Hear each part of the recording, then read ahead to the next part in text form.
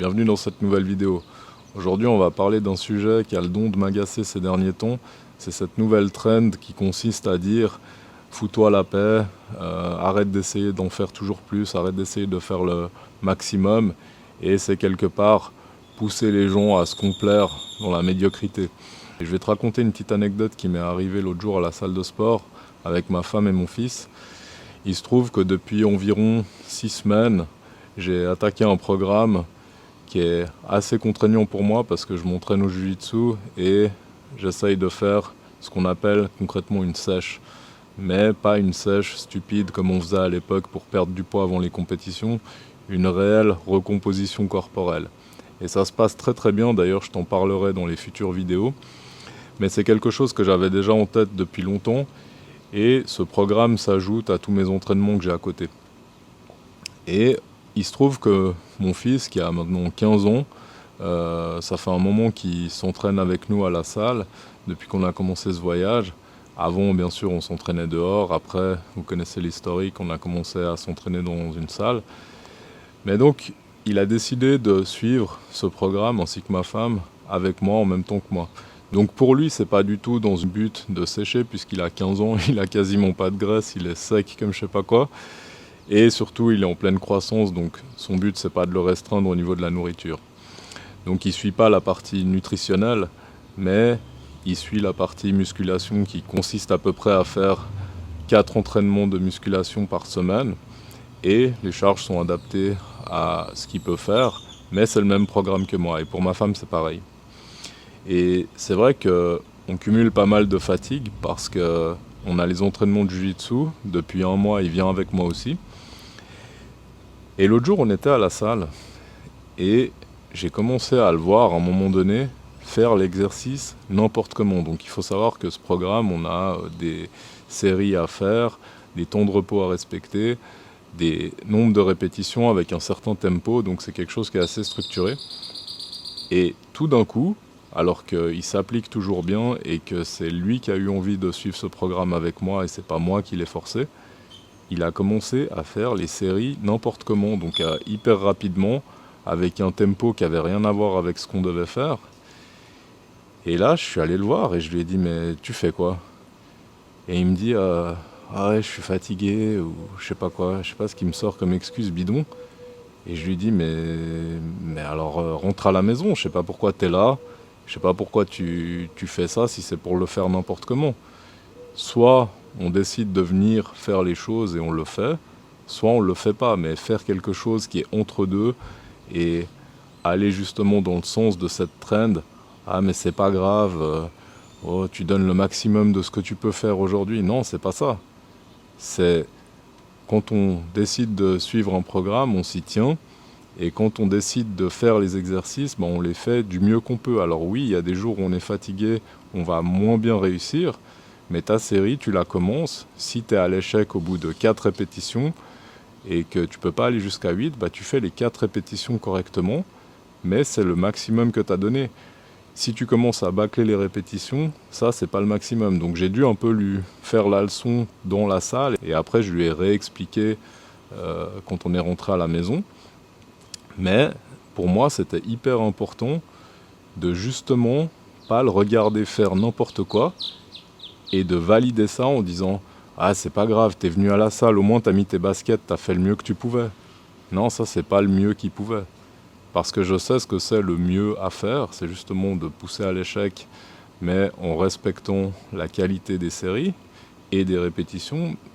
Mais le mieux, c'est pas tout bâcler le tempo, bâcler tout le reste, et puis se dire on est à la salle et on a fait. Et je lui ai donné cet exemple, je lui ai dit regarde les gens autour de toi dans cette salle de sport. Donc ça fait à peu près 3-4 mois qu'on s'entraîne régulièrement dans cette salle de sport. Et je lui ai dit regarde ces gens. Il y en a, tu les vois tous les jours.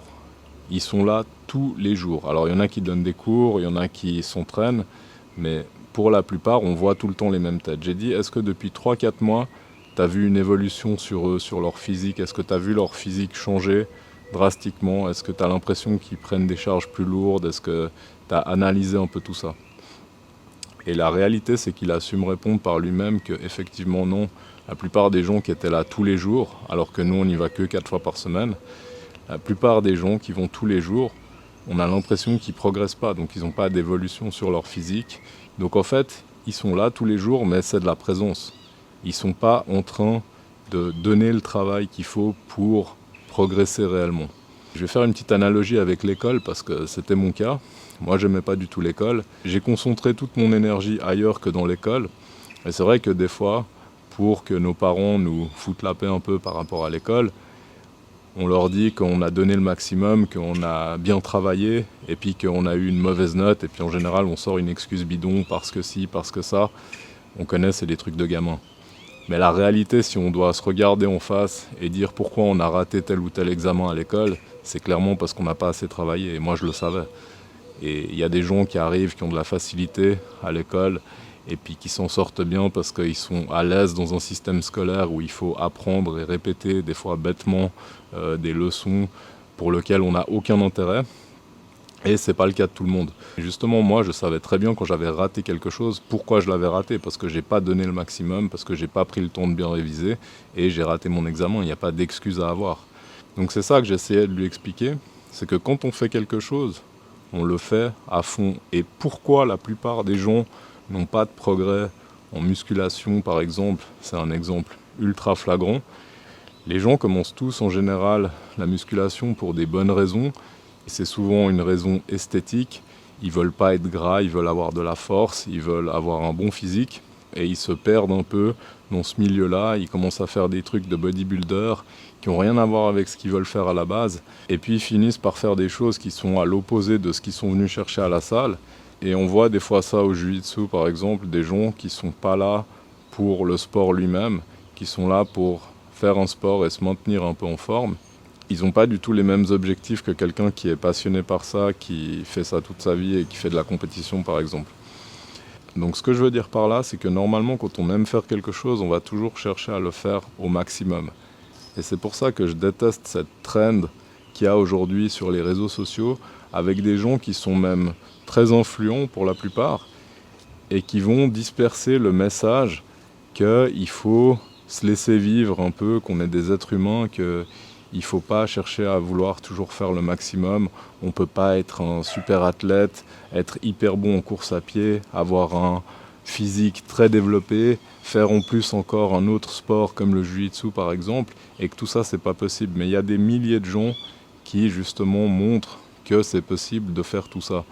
Donc c'est un peu un message pessimiste de gens qui n'arrivent pas à le faire et qui essayent de diffuser le message que c'est pas grave si on n'est pas bon, que c'est pas grave si on n'est pas parfait et puis qu'on peut pas être des super-humains. Et ça, je trouve que c'est très problématique quand on a des enfants, par exemple, parce que diffuser un message comme ça, je pense pas que ça puisse être positif pour eux. Au contraire, ce qui va permettre aux gens de se développer correctement et d'atteindre certains objectifs dans la vie, c'est le fait qu'ils sont animés par l'esprit de compétition et qu'ils vont toujours vouloir se dépasser, dépasser les autres, se dépasser eux-mêmes et être perpétuellement dans la recherche de quelque chose de mieux, d'améliorer sa vie, son quotidien, enfin son physique ou n'importe quoi d'autre.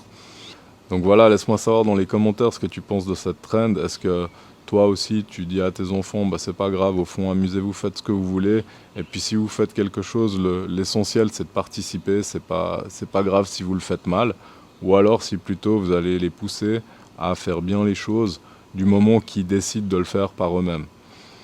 Comme je l'avais déjà annoncé, notre voyage a pris une toute autre tournure et on a décidé de se recentrer sur nous-mêmes, donc de faire les choses qui comptent vraiment pour nous. Et dans les prochaines vidéos, je partagerai principalement toutes les choses que j'ai mises en place pour avoir une vie bien plus agréable. Voilà, on se voit dans la prochaine vidéo.